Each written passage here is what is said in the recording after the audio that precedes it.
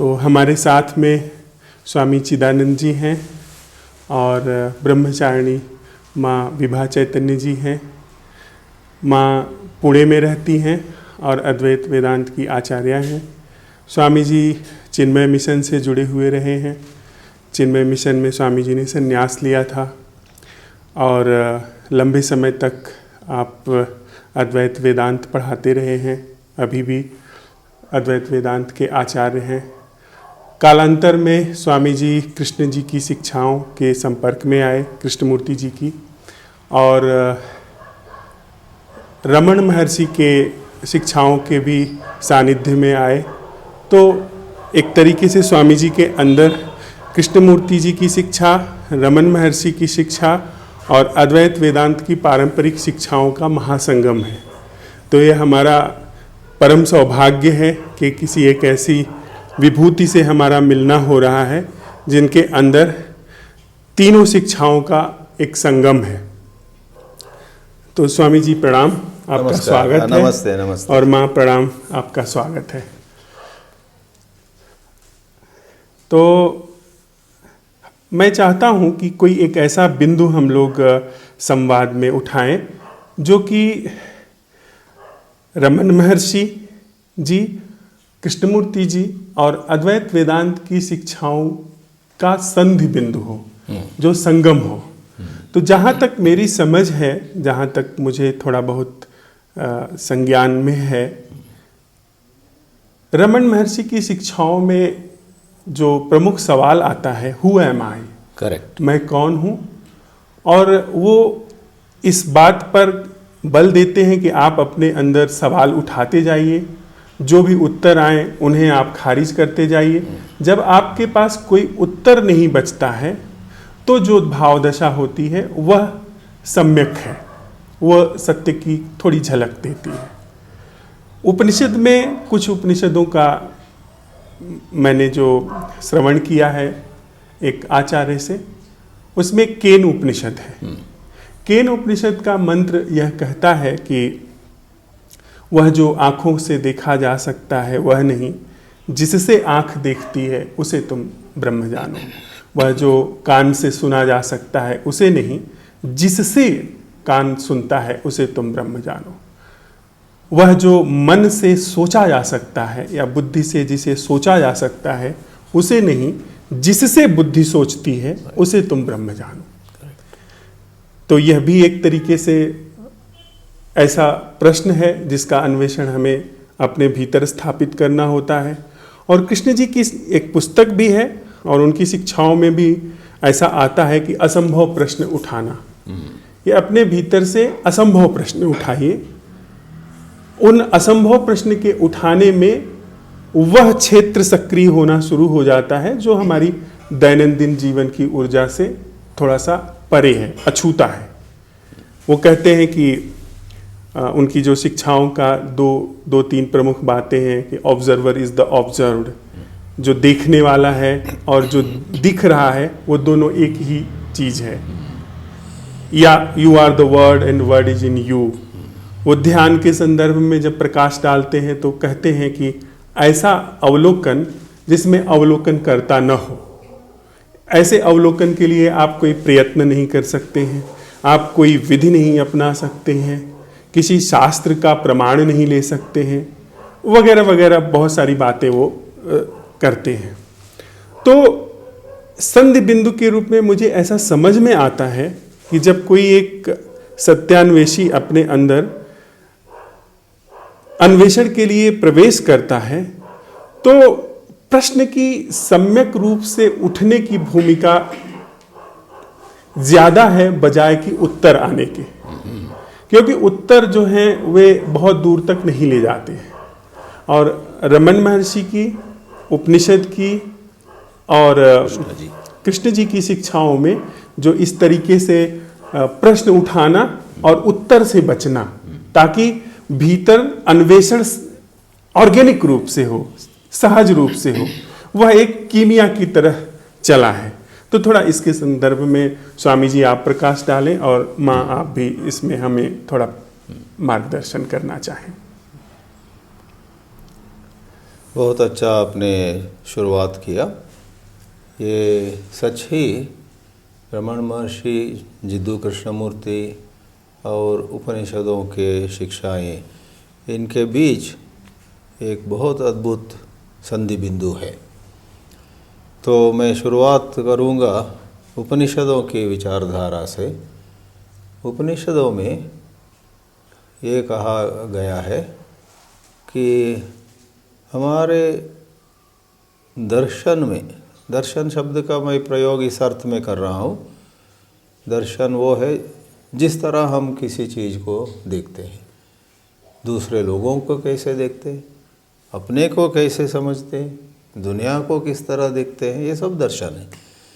तो अद्वैत वेदांत में पहले कहा गया कि हमारे दर्शन में एक गलती घुसी है,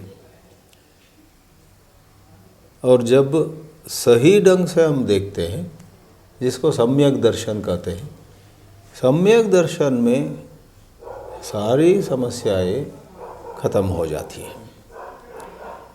तो असम्यक दर्शन, गलत ढंग से जो देखते हैं, फिर सम्यक दर्शन।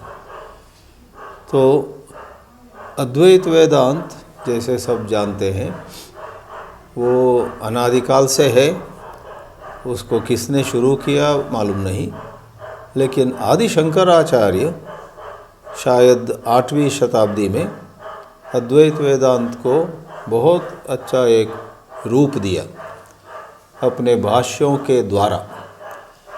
10 उपनिषद, सारी भगवद गीता और एक और ग्रंथ है ब्रह्म सूत्र। मुख्य रूप से इन तीनों पर उन्होंने जो व्याख्यान दिया उनको भाष्य बोलते हैं। उपनिषद भाष्य, गीता भाष्य और ब्रह्म सूत्र भाष्य। इन 3 भाष्यों में इतने सामग्री है और उसका निचोड़, उसका अंत में सार यही है कि आप सही तरह से देखो तो आपका दुख खत्म हो जाता है। आत्यंतिक दुख निवृत्ति ही परमानंद प्राप्ति ही, ये वेदांत या उपनिषदों का प्रयोजन बताया गया है। दुख आत्यंतिक मतलब हमेशा के लिए, ऐसा नहीं कि 2-3 दिन के लिए दुख चला गया और चौथा दिन फिर से लौट गया, ऐसा नहीं, आत्यंतिक हमेशा के लिए। और परम आनंद प्राप्ति, विषयों का आनंद जो है वो आता है जाता है, लेकिन जब ये सम्यक दर्शन पैदा होता है किसी में तो परमानंद प्राप्ति। तो ये असम्यक दर्शन को मिटाना, हटाना, यही वेदांत का उद्देश्य है। रमण महर्षि इस पर ये कहते हैं कि असम्यक दर्शन में मूल रूप से हुआ क्या, जब हमारे देखने में ही गलती है, मूल रूप से उसका असर ये है कि हम वास्तव में एक असीमित अनंत तत्व है, उसके जगह भ्रांति होती है हम ये व्यक्तित्व है, हम ये शरीर मन बुद्धि के द्वारा ऐसे नाम रखने वाला, ऐसे स्थान मान रखने वाला, इनके पिता और उनके पति, इन बच्चों के पिता, और इस संस्था में मैं ये हुआ वो हूँ। तो अपने बारे में इतने सारे भ्रांतियाँ इकट्ठे होकर उसको रमण महर्षि कहते हैं वो अहंकृति, अहंकार, वो झूठ है। असम्यक दर्शन, गलत दर्शन को वो उठा के रखने वाला ये अहंकार है। तो मैं कौन हूँ, उस सवाल में प्रहार होता है इस अहंकृति पर। तो अहंकार को मिटाओ। अभी आपके अंदर जो भी एक भावना हो, कोई समझता है कि मैं एक बड़े संस्था का चेयरमैन हूँ, वो भी एक अहंकृति है। हम इस तरह कहते हैं कि अहम को, अहम मतलब मैं, मैं को कोई वर्णन दे दिए, सिर्फ मैं कहना अहंकार नहीं है। मैं ये हूँ, मैं वो हूँ, मैं इनसे बेहतर हूँ, लेकिन वे मुझसे भी बेहतर हैं, तो वर्णन किए, देन अहंकार आ गया। तो अहंकार को हमें चुनौती देना है। जैसे ही हमारे अंदर एक अहम के बारे में एक भावना आई, उसको स्वीकार करने के जगह उस पर सवाल उठाना है। जैसे वो कंपनी के चेयरमैन होके कोई अहंकार में बैठा है, क्या मैं कंपनी का चेयरमैन हूँ सच ही? विशेष ज़्यादा करके ये कंपनी का चेयरमैन एक पहलू हो सकता है मेरे अस्तित्व का, लेकिन उसको पकड़ के उसके अलावा और कुछ नहीं है इस तरह समझना, वो तो गलत है। तो यदि हम एक दृष्टि से एक आदमी 3 बच्चों का पिता होगा, बीवी का पति होगा, वो सब ठीक है, लेकिन उन सब को मिलाकर अंग्रेजी में एक एक्सप्रेशन है, ए ड्रॉप इन द बकेट। बाल्टी में एक बूंद पानी है, सारे बाल्टी में एक बूंद पानी जितना उपेक्षणीय है, नेग्लिजिबल, उस तरह आपका स्थान मान, मैं पुरुष हूँ, मैं पिता हूँ, मैं ये हूँ, नॉट ओनली दैट, मुझे अपमान हुआ है, मैं अपमानित हूँ, वो भी अहंकार का एक पहलू है। या दूसरी स्मृति आती है, दूसरी याद आती है, 4 साल पहले जब मैं कोलकाता गया था, मुझे इतना अच्छा सम्मान हुआ, उस दिन मुझे क्या बहुत अच्छा लगा, स्टेज पर बिठा के कितने लोग आकर मुझे माला पहनाए, हा। तो उस समय एक उन यादों के माध्यम में एक और अहंकृति उठी। तो इन सब को मिलाकर it is a drop in the bucket, लेकिन that drop in the bucket is hijacking अस।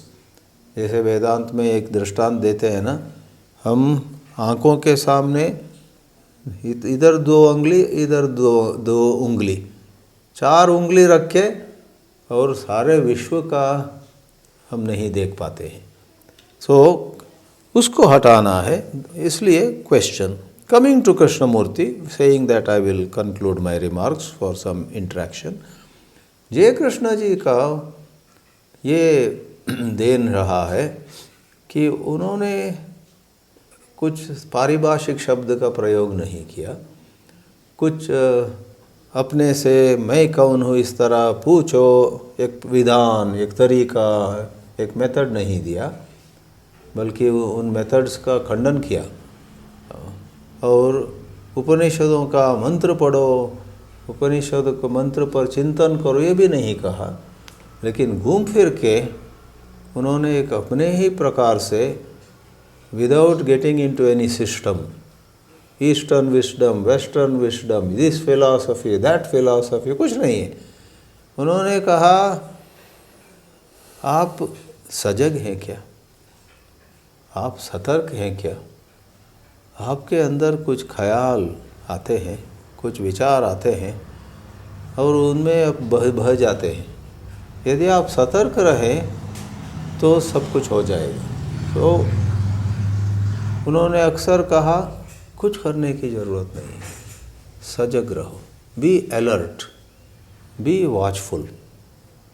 और थॉट्स, ख्याल आता है, कुछ विचार आता है, विचार को पूरा ध्यान दो, उसमें हाईजैक मत हो जाओ, इस प्रकार बोले। और ये एक्चुअली महर्षि रमन और उपनिषदों का जो संदेश है उनके साथ ही चलता है। उनको कोई माने या न माने, लेकिन मुझे विश्वास है कि इनके बहुत अच्छी तरह साथ चलते हैं। कैसे? कृष्णमूर्ति की शिक्षाएं किस तरह उपनिषद और रमन महर्षि के साथ चलते हैं। यदि हम सजग हैं तो विचार आता है, विशेष करके किसी याद के माध्यम में, मैं ही अच्छा हूँ। यदि हम सजग हैं, वो जो कल्पना आई अभी मैं बहुत अच्छा आदमी हूँ सजगता में उस विचार का तथ्य, the truth of that thought is exposed. Exposed का क्या मतलब है? अनावृत। अनावृत, थैंक यू। अनावृत हो जाता है। क्या अनावृत होता है इस एग्जाम्पल में? मैं अच्छा हूँ, वो विचार, वो भावना किस पर खड़ा है?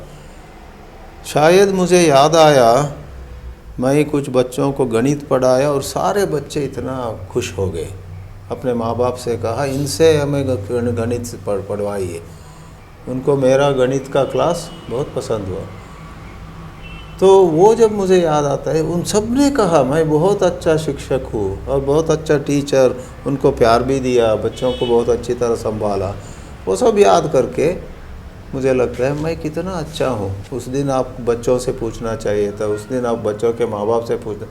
But that is only one context. उस संदर्भ में आप अच्छा थे। जीवन एक नहीं, दो नहीं, 100 नहीं, 1000 नहीं, लाखों संदर्भों को मिलाकर भी जीवन होता नहीं, उससे भी अधिक है जीवन। Life is much more than your role as a maths teacher, your role as husband और wife. Life is much more. Thought is limited. विचार की व्याप्ति सच ही बहुत ही सीमित है। एक विचार की व्याप्ति को देखकर, एक याद की व्याप्ति में हम अपना विचार करते हुए अपने ऊपर एक लेबल लगा देते, हाँ मैं अच्छा हूँ। तब तक मेरे एक मित्र आकर मुझे याद देते हैं, आप गणित बहुत अच्छा पढ़ाते हैं, लेकिन उस दिन बुरा मत मानिए, आपके दोनों बच्चे मुझसे मिले और आपका टीका कर रहे थे। ये हमारे बाप मोहल्ले के बच्चों को लेकर गणित सिखाते हैं, बहुत पॉपुलर हो गए हैं, हमको ध्यान ही नहीं देते, हमको हर रोज़ 2 बार थप्पड़ मारते हैं, और माँ और हम मिलकर कुछ मांगते हैं, उसके लिए मेरे समय नहीं है, फिर से पाइथागोरस थ्योरम थोड़ा देखना है, कैसे मैं पढ़ाऊँ कल, ऐसे बोलते हैं। बहुत बुरे बाप है। आपके बच्चों ने ये कहा, तो कोई किसी मित्र ने मुझे कहा, और उसमें सत्य है। उस सत्य को देखकर मुझे लगता है हाँ, उसी हिसाब से मैं बुरा आदमी हूँ। But I don't want to think about it now. I want to think only about how well received I am in mathematics teaching. तो ये सब खेल चलता है। कृष्णमूर्ति के चिंतन में मैं थोड़ा उदाहरण देखकर उसको थोड़ा आसान करने का प्रयास किया। हमें समझ में आता है कि जो भी लेबल, जो भी एक इवैल्यूएशन, मूल्यांकन हम अपना करते हैं, वो वास्तव में कुछ नहीं है। तो यदि आप हर एक मूल्यांकन पर सवाल उठा के मैं अच्छा हूँ इत्यादि, मैं बुरा हूँ इत्यादि, हर एक मूल्यांकन को स्वीकार नहीं करते हुए सजगता में वो हो जाता है अपने आप। मूल्यांकन को हमने तिरस्कार किया, we rejected one by one. That is what Raman Maharshi said. खारिज, आपने बहुत सुंदर शब्द भी प्रयोग किया। जो भी अपने मन में एक कल्पना आ गई, उठ गई अपने बारे में, उसको खारिज करो। व्यवहार में जरूरी होगा। व्यवहार में मैं चेयरमैन हूँ कंपनी का, और मैं 10 बजे ऑफिस जाकर बैठता हूँ, कुछ सेक्रेटरी, कुछ अदर ऑफिसर्स आकर सर आपका एक दस्तखत चाहिए। उस टाइम ऑफ कोर्स मुझे नहीं कहना है कि मैं चेयरमैन नहीं हूँ, मैं कुछ नहीं हूँ, मैं ब्रह्म हूँ, ऐसे बोलकर दस्तखत करने से इनकार किया। हमारा एक जोक है वेदांत में, किसी ने वेदांत सुना और वेदांत में कहा गया तुम पुरुष नहीं हो, तुम स्त्री नहीं हो, तुम आकाश नहीं हो, तुम जल नहीं हो, तुम ये नहीं हो, तुम वो नहीं हो, तुम सच्चिदानंद ब्रह्म हो। उसको बहुत अच्छा लगा। उसी दिन शाम को उसको एक इंटरनेशनल फ़्लाइट पकड़ना था। तो वहाँ काउंटर में वो कस्टम्स एंड वो पूछते हैं ना, तुम किस देश की प्रजा हो? मैं किसी देश की प्रजा नहीं हूँ। तुम पुरुष या स्त्री हो? मैं पुरुष भी नहीं हूँ, स्त्री भी नहीं हूँ, तो ये क्या करें। तब तक उसको बाथरूम जाना था, उधर दिखा एक जगह स्त्री और एक जगह महिला और पुरुष, वो खड़ा है, वेदांत सुना है आज सुबह, मैं पुरुष भी नहीं हूँ, स्त्री भी नहीं हूँ, मैं कहाँ जाऊँ। ये हास्य के तौर पर ये गलत है। व्यवहार में उस संदर्भ में, in that context, you are a man, you are a chairman, you are a father of 3 children, you are husband of this lady, उसका एक स्थान है, but you should not get overpowered by it. So whether it is Raman Maharshi और उपनिषद और Krishnamurthy, they never dismissed certain contextual significance. But human life has lot of suffering. हम इसलिए तड़पते हैं, इसलिए हम पीड़ित रहते हैं, इसलिए हम दुखी रहते हैं, क्योंकि सांदर्भिक सत्यता के अलावा हम बहुत सारे अपने बारे में मूल्यांकन कर देते हैं। शायद मैंने एक एग्ज़ाम में फेल हुआ, मैं दुखित होकर ये कहूँगा अपने से, मेरे जैसे छात्र जीने योग्य नहीं है, आज जो परीक्षा फेल हुआ। Life is much more then all exams put together, but होता नहीं है। तो आप afterwards in adult life also बहुत लोग अपने को इतना नीचा समझते हैं कि बीच बीच में थोड़े समय के लिए अपने को ऊंचा समझते हैं। ये सब सजगता के नहीं होने से होता है, अपने बारे में सवाल नहीं पूछते हैं उससे होता है, या उपनिषद पर चिंतन सही ढंग से नहीं किया है, ऐसे ही मंत्रों को कंठस्थ कर दिया और लेक्चर देना सीखा, तो वो उपनिषद अध्ययन नहीं है। तो उपनिषद का अध्ययन एक अच्छे बोधक या उपदेशक या गुरु के द्वारा यदि हम समझ लेते हैं तो उस अर्थ का असर बहुत गहराई में होता है। रमन महर्षि का भी जो साधना है उसको बहुत अच्छी तरह समझ लेता है कोई, तो उसका प्रभाव बहुत गहरा होता है। जय कृष्णमूर्ति का भी हजारों में कोई एक उस तरह समझ लेता है। मनुष्य का स्वभाव ही रहा है, वो उपनिषद हो, रमन महर्षि हो, जय कृष्णमूर्ति हो, कुछ वाक्य बार बार सुनकर फिर उसी को तोते की तरह बोल देना सब जगह। तो एक इंटेंसिटी, एक तीव्रता नहीं होती, इसलिए वो असम्यक दर्शन, गलत देखना, गलत प्रकार से परसीव करना, वो स्थायी रहता है। तो मैंने अपने ही ढंग से इन तीनों का सामान्य भूमि, कॉमन ग्राउंड बताने का कोशिश किया।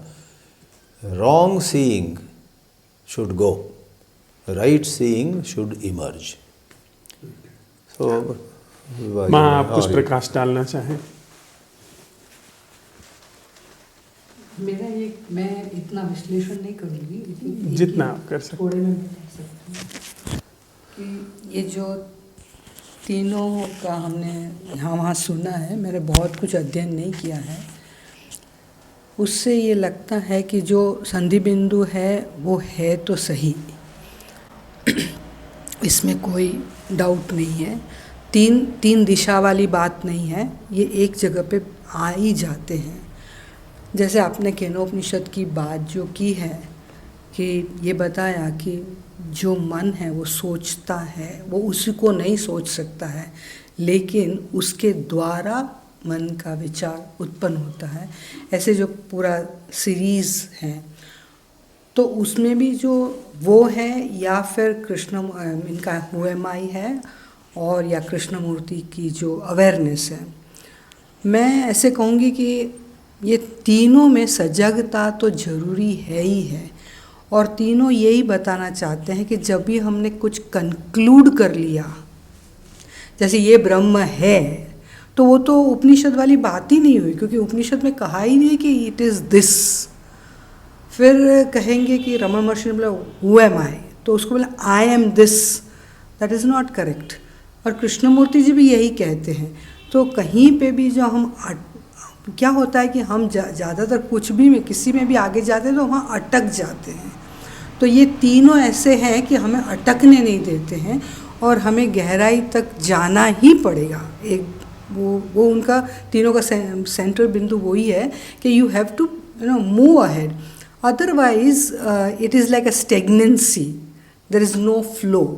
तो ये तीनों का जब भी मैं थोड़ा थोड़ा, बहुत तो नहीं पढ़ी हूँ लेकिन थोड़ा जितना भी मुझे वो है उससे मैं ये देख रही हूँ कि ये तीनों जो हम ट्रुथ के सीकर हैं उसके लिए रास्ता है, लेकिन ढूंढना हमें है और चलते ही चरैवेति जैसे बोलते हैं ना, उस रीत से आगे जाने के लिए प्रेरणा देते हैं। क्योंकि जहाँ भी हम रुक जाते हैं तो वो तो गंदा पानी हो जाता है, मीन्स वो तो ख़त्म हो जाता है। और दूसरा क्या, मन का स्वभाव है, उसके हाथ में कुछ मिल गया तो आगे नहीं जाएगा। अभी बता दिया ये ब्रह्म है, उसके दो चार बताइए, सत्यम है, ज्ञानम है, अनंतम है, फिर उसके आगे सोचने का ही हमें नहीं है। कोई बोलेगा तो हम फटाफट बोल देते हैं। तो हमें बराबर ये तीनों ऐसे, जैसे मैं उपनिषद का बोलती हूँ कि इसमें नीचे से ऊपर सब कुछ दिया है, लेकिन at highest level what is the teaching, none of them allow us to stop anywhere till we reach the goal. And what is goal, that also all three of them says that it is within you and you are that, there is nothing else. वहाँ भी रुकना नहीं, you are करके भी हमको रुकना नहीं, because are जैसा कुछ है नहीं वहाँ पे, इस जैसा कुछ है नहीं। तो वो means to know myself, it is myself, that's all about it. उस रीत से मैं समझती हूँ कि ये तीनों एक ही बात करते हैं, यहाँ कोई मुझे अलग लगता नहीं है। हरिओम। मेरे पास तो माँ स्वामी जी जैसा आप लोगों ने बहुत स्पष्टता से प्रकाश डाला है तीनों शिक्षाओं के बारे में, और जो मैं समझ पा रहा हूँ और हमारे जो मित्र यहाँ उपस्थित हैं वो जो समझ पा रहे हैं कि हमारे जीवन में दुख है और दुख को हमने दूर करने के लिए जितने भी संभव प्रयास हो सकते थे वो कर लिए हैं। उसके बाद फिर यह तथ्य प्रकाश में आता है कि यह जो दुख है यह असम्यक दर्शन की वजह से है। जीवन की तरफ ठीक दृष्टि नहीं पड़ रही है, जीवन की तरफ ठीक बोध नहीं है, सम्यक बोध नहीं है, जिसके कारण दुख पैदा हो रहा है।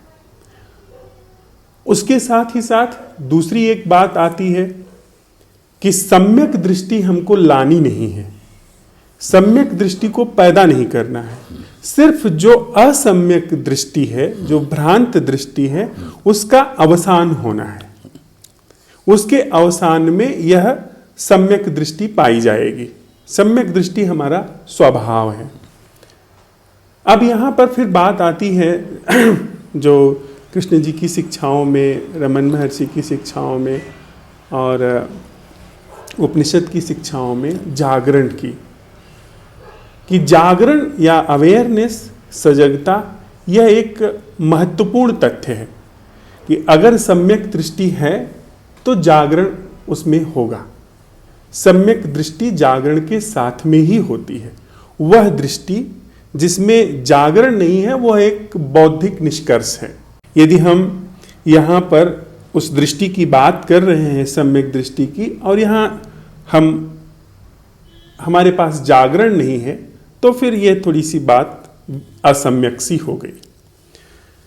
इसमें थोड़ा स्वामी जी और माँ यह प्रकाश डालने की अनुकंपा करें कि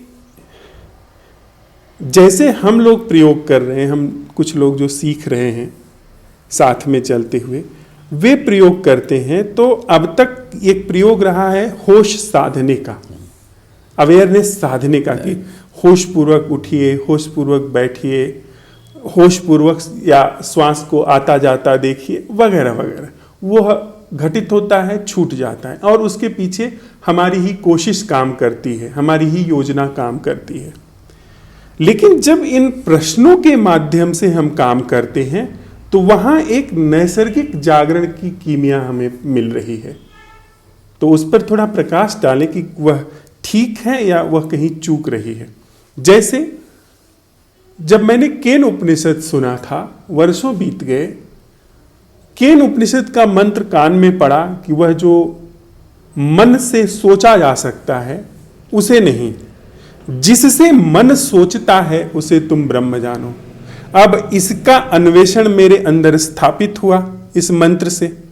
अन्वेषण स्थापित होने के बाद जो मेरी अब तक की गतिविधि रही, बुद्धि या मन से किसी उत्तर को तलाशना, वह जैसे ही उसने सिर उठाया, मंत्र ने जो अनुशासन स्थापित किया था, उसने कहा कि मन में इसका उत्तर नहीं आ सकता, बुद्धि में इसका उत्तर नहीं आ सकता, इसलिए वह मन की जो फैकल्टी थी वो सीज हो गई। और मंत्र जो है, मंत्र का जो अन्वेषण है, अपने अनुशासन के साथ वहां पर काम कर रहा था। मैंने ऐसा पाया, एक नरेटर के रूप में कह रहा हूं, न कि मैंने ऐसा पाया, वर्णन करने के रूप में कह रहा हूं, कि वहां पर एक ऐसा जागरण उद्घाटित हुआ। सबसे पहले वहीं पर एक ऐसी जागरण का पता चला जिसे मैं नहीं कर रहा हूं। एक ऐसा अवलोकन पाया गया जिसे मैं नहीं कर रहा हूं। तो मुझे उत्तर तो नहीं आया कि किससे मन सोचता है, लेकिन जीवन में एक सहज अपने आप घटित होने वाले जागरण की कीमिया का प्रादुर्भाव हो गया, का अंकुरन हो गया। कृष्ण जी की शिक्षाओं में आता है, कृष्ण जी कहते हैं कि वह अवलोकन जिसमें अवलोकन करता नहीं है।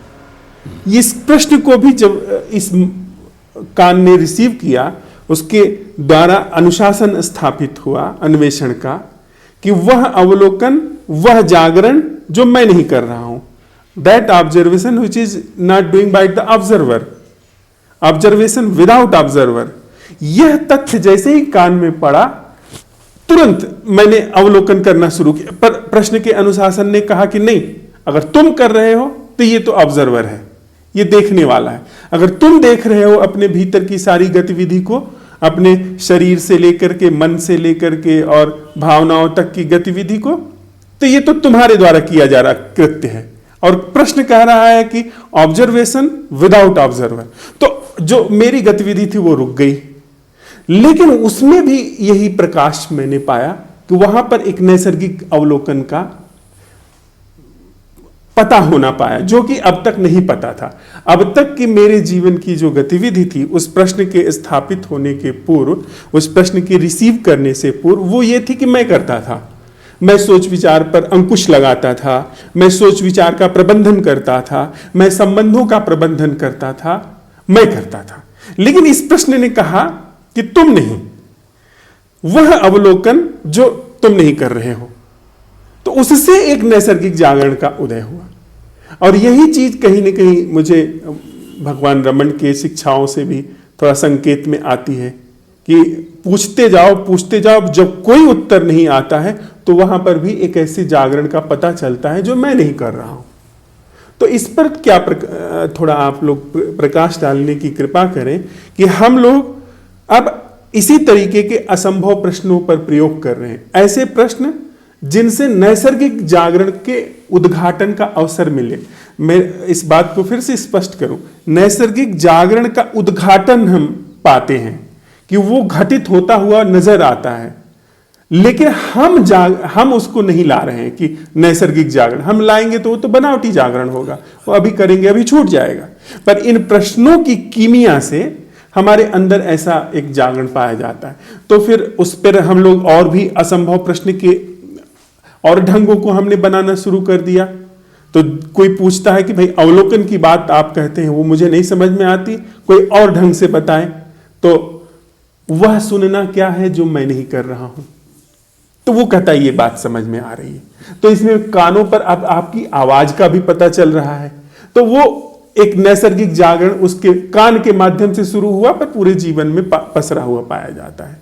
तो इस पर कृपा करके थोड़ा प्रकाश डालें। क्या हम लोग अनुचित हैं या ठीक है? बहुत बढ़िया, ये बहुत बढ़िया सवाल है। नैसर्गिक रूप से जागरण कैसे हो सकता है? जी, कुछ पंडित लोग हैं, दशकों से वेदांत बोलते आए हैं, बहुत उनके शिष्य भी होते हैं, बहुत बढ़िया भी बोलते हैं, फिर भी उनमें जागरण नहीं हुआ दिखता है। ये बहुत ही आश्चर्य की बात है। इतना अच्छा बोलते, इतना अच्छा जानते हैं कि क्यों उनमें जागरण नहीं हुआ। हमें कैसे पता उनमें जागरण नहीं हुआ? इसलिए कि यदि कोई प्रशस्ति कोई दूसरे पंडित को गया तो ये थोड़ा ओपनली और छुपे छुपे रोते हैं। ओपनली शायद उसको अभिनंदन करते हैं, हम भी अभिनंदन करते वगैरह, लेकिन उनके बीवी से पूछो, वो बोलेंगे कि उस रात को बहुत दुखी थे, मुझे प्रशस्ति नहीं मिली, उसको गई। या दूसरे किसी विषय से अपने रिलेशनशिप्स, अपने बीवी या यदि वो महिला है अपने पति या बच्चों के साथ उनका व्यवहार, वो उसमें कुछ करुणा नहीं है, उसमें कुछ संवेदनशीलता नहीं है, तो ये कहाँ जागरण है? जागरण यदि हुआ है तो बहुत सारा फर्क होना चाहिए बर्ताव में। तो इसका मतलब है with due respect to the books, Krishnamurti books हो, उपनिषद हो या रमण महर्षि लिटरेचर हो, कुछ पढ़ के उसमें प्रभावित जैसा होना और 10 लोगों से कहना ये मुझे बहुत पसंद है, ये गोल्डन वर्ड्स है, ये इतना बढ़िया है, this book is worth its weight in gold, इस प्रकार का प्रशंसा करते हैं। ये सब करने के बावजूद like they say the test of the pudding is in its eating. यदि वो सच ही जागरण हुआ है, उनमें कुछ फर्क दिखना चाहिए। तो not that we are trying to जज, he at least himself should feel। तो in our case we ourselves should feel that मैं पहले जैसे नहीं हूँ, पहले इस चीज़ से मुझे बहुत दर्द होता था, उस चीज़ से चोट लगता था, पहले उस चीज़ से बहुत खुशी होती थी। 10 लोगों के सामने कोई मेरा तारीफ़ करे तो मुझे बहुत अच्छा लगता था, आजकल कोई तारीफ़ करे मैं समझता वो क्या कह रहे हैं, लेकिन एक प्रकार का मौन ही है अंदर। तो इस प्रकार दूसरे लोग उसको पहचानना छोड़ो, उस आदमी को, उस महिला को पता चलना चाहिए। लेकिन ये उसीलिए मुझे लगता है शायद यूजी कृष्णमूर्ति ने एक जगह कहा है, उसने जय कृष्णमूर्ति की भी टीका की, उसने एक बात कही और वो मेरे मन में it's keeps circling. He said this whole thing is not through study or reflection or all this. No study, no discussion and no sadhana can change you. He said somewhere, if I heard it right, your transformation is biological. वो biological है, किसी वक्त जैसे puberty, स्त्री या पुरुष 14 साल हो, 16 साल हो, 18 साल हो, जैसे कुछ लैंगिक activities take place in the body, some gland start secreting whatever they are secreting, उस प्रकार ये ज्ञानोदय, ये जागना एक बायोलॉजिकल प्रक्रिया है। वो जब होगा तब होगा, आप कितना भी पढ़ो या ना पढ़ो, जब होगा वो हो जाएगा। ऐसे उन्होंने बोला, बहुत thought provoking it is. Because countless teachers, countless scholars in every field, Buddhist scholars, Hindu scholars, Krishnamurti scholars, in every field. But there is hardly anyone who really has. However, रमण महर्षि ने एक जगह कहा है, या बहुत जगह कहा है, कि ये परिवर्तन, आमूल परिवर्तन, ये आपके हाथ में नहीं है, उन्होंने कह दिया। तो जो विजिटर थे उन्होंने तुरंत महर्षि से पूछा, यदि ये हमारे हाथ में नहीं है, हमारी साधना की बात नहीं है, तो बड़ा अच्छा खबर है, आज ही हम सारा साधना छोड़ देता, आइसक्रीम खाते बैठेंगे। But then he smilingly said, no, you may say it now, but आपके अंदर कुछ प्रक्रिया शुरू हो चुकी है। आज जब मैं कहता हूँ कि साधना का ये फल नहीं है, जैसे आपने बहुत सुंदर ढंग से कहा, सम्यक दर्शन is not to be produced, it is not to be created like in some worldly projects. मैं 5 आदमी लगाकर कुछ काम करवा रहा हूँ मेरे ज़मीन पर, उसको स्पीड अप करने के लिए 15 लोगों को लाता हूँ और बुलडोज़र या जेसीबी मशीन लाता हूँ तो जल्दी जाता है। उस प्रकार क्या ये अवेकनिंग को स्पीड अप करने के लिए हर रोज़ थोड़ा सम कड़वा जूस पिए सुबह और बैठे मैं खाऊं थोड़ा और कड़वा जूस पीऊँ, मैं खाऊं, स्पीड अप करूँ क्या? Nonsense, it doesn't happen like that. But महर्षि का जवाब ये था, मैंने थोड़ा इलैबोरेट किया। महर्षि सेड, दो यू से you will stop Sadhana, you will not. This evening itself you may say, महर्षि ने कहा होगा जब वो होना है वो होगा ही, whatever you do, but I better not take risk, I better do my या दूसरी तरह से you will do anyhow. Therefore your doing sadhana also is an expression of some process which is in already operation. And जैसा जब तो उस हिसाब से जैसे अब हम बैठे और कुछ बातचीत कर रहे हैं, हम इसको बहुत महत्व देते हैं, ये ज़रूरी है। बैक ऑफ द माइंड हमें मालूम है कि इस डिस्कशन से या इस एक्सचेंज ऑफ थॉट्स से शायद कुछ होगा या शायद कुछ नहीं होगा, मालूम है। शायद सम विलेजर समवेयर, सम गंवार, आफ्टर डूइंग सम खेती का काम, वो ऐसे ही पेड़ के नीचे लेटा है और आकाश की तरह देख रहा है, उसको शायद कुछ अवेकनिंग हो सकता है। हम लोग बड़े बड़े हिंदी हो अंग्रेजी हो बड़ी भाषा यूज़ करके we are trying to give expression to these truths, but he may go faster, you don't know, this is a mystery. But उसके बावजूद हम वो नहीं बन सकते, हम गवार नहीं हैं, हम फार्मर नहीं है, हम हैं हम जो है वो है हम।